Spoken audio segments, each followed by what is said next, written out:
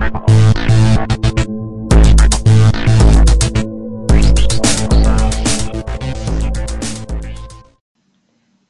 online has never been easier, but in the wild and woolly world of the blogosphere, you can easily cross the legal line in many ways. Not only is it helpful to know what you should avoid doing, it's also good to have a general idea of what your rights and remedies might be when someone does something they should have avoided doing. Oh, like stealing your content or, say, publishing a statement about you that is nothing more than a big fat lie.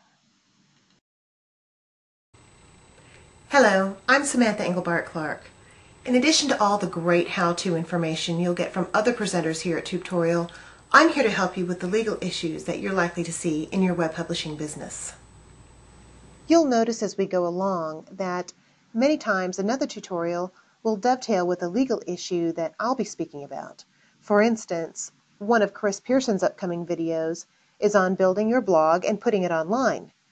Of course, choosing and registering a domain name is an important part of that process, and I'll be speaking on what you need to know about trademark law when you choose your domain name. So, who could benefit from our Blogger 101 series? Well, just about anyone who's ever thought, I just put a ton of effort into my website and I don't want others ripping off my logo, slogan, and content. So are we talking copyright protection, trademark protection, or both? How about anyone who's losing sleep, half expecting a lawsuit from that blog post referring to a certain A-list blogger as a, quote, condescending no-talent money grubber, unquote. And anyone who's wondering who actually owns that website design on which you spent all that time, money, and more likely, both. In short, if you're writing, posting, publishing, marketing, or selling online, the issues I'll be talking about apply to you. Now, of course I have to tell you that the videos I'll be presenting are for informational purposes only. They don't create an attorney-client relationship, and of course they're no substitute for legal advice from your own counsel. But if you have a particular question, feel free to post it in your comments. You never know, we may do a video on it. Here is a quick overview of the topics we'll cover in Blogger Law 101.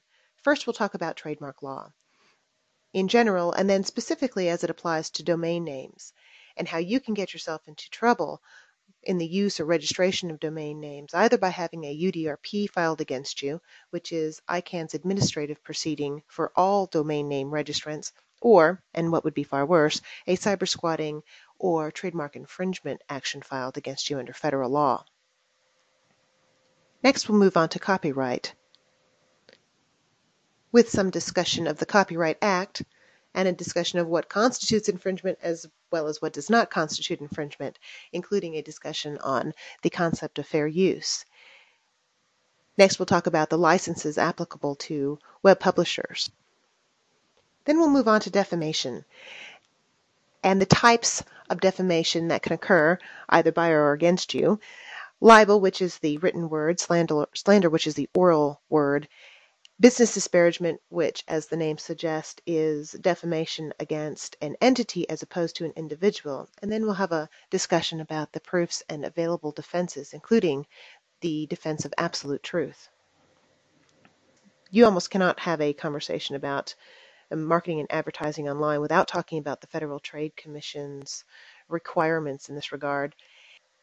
Each of the states have as well enacted Deceptive Trade Practices Acts, which set out requirements about what you can and cannot say when you're selling something.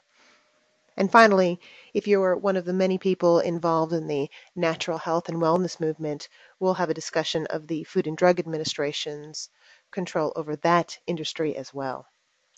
Finally, we'll move on to the miscellaneous topics, which will include copyright as it applies to linking and especially deep linking, privacy issues online, email obscenity, and of course, the CAN-SPAM Act.